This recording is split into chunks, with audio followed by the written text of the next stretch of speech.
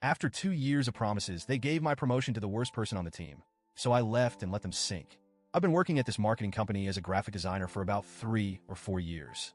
When I first joined, our team was tiny, just 3 of us, including my team lead, who was an absolute legend. I learned so much from him. We tackled huge projects and had late nights filled with brainstorming, and it felt good knowing I was contributing to something meaningful. As we grew, I quickly became the go-to person on the team. I was training every new hire, leading projects, running presentations, and even setting up workshops to share design strategies. I was handling responsibilities that went beyond my role, thinking it would eventually lead to a promotion. Then, my team lead left and all those responsibilities just got dumped on me. We didn't get a replacement for over a year. I saw it as an opportunity to show that I was ready for a senior role. When my annual review rolled around, my manager was all, "You're on track. Just keep it up, and a promotion will be in your future." I kept working late, juggling more projects, and giving everything I had. But then, I found out that the company had decided to promote someone else, a newer hire, Jane. She had this social media influencer persona. Bubbly, loud, always talking about her brand and her followers. To be clear, Jane had barely been on our team for a year.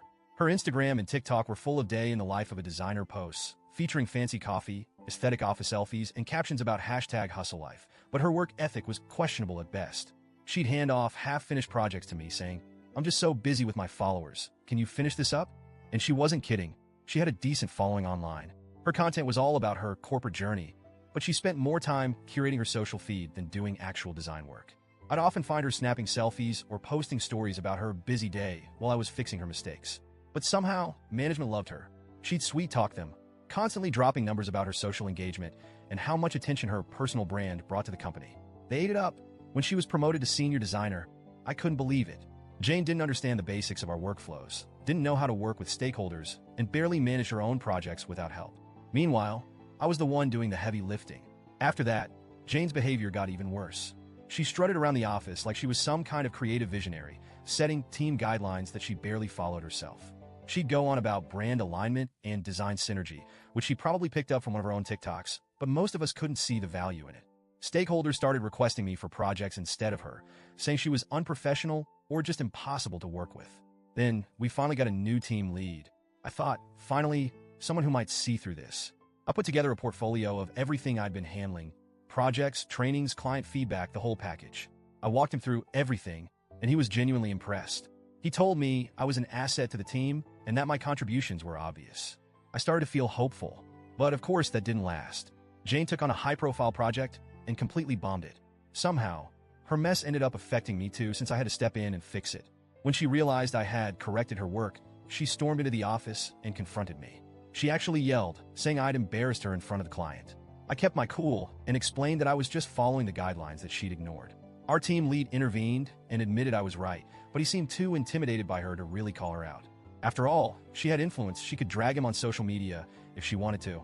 Then my next annual review came up, and I still had a shred of hope that they'd recognize my work. Instead, my team lead gave me an average rating and told me to be more visible in the office like Jane. He literally said I should emulate her social presence to grow my personal brand. I couldn't believe it.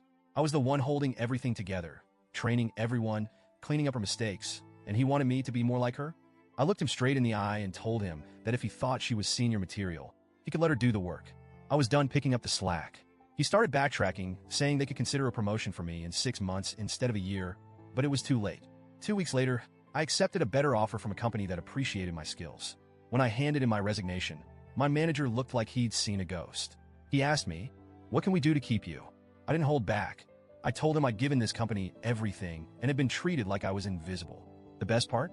Once I decided to leave, I wasn't about to spend my last 2 weeks doing senior tasks. No more training, no more saving her half-baked projects, no more documenting the systems I'd built. About 60% of our processes were things I'd set up myself, and I knew they'd be in chaos once I left. The manager must have realized it too, because he kept coming to my desk, asking me to just write down a few guidelines. Every time, I'd remind him that he'd chosen not to promote me, so my expertise wasn't his to ask for. On my last day, as I handed him my badge, I felt like I was finally free. Jane may still be posting corporate hustle selfies, but I don't have to pretend to respect it anymore. And now, I'm at a job where my work is actually appreciated. Looking back, I hope my old manager learned a lesson. Maybe he'll realize what happens when you ignore someone's loyalty and hard work in favor of a social media persona. If not, well, it's not my problem anymore.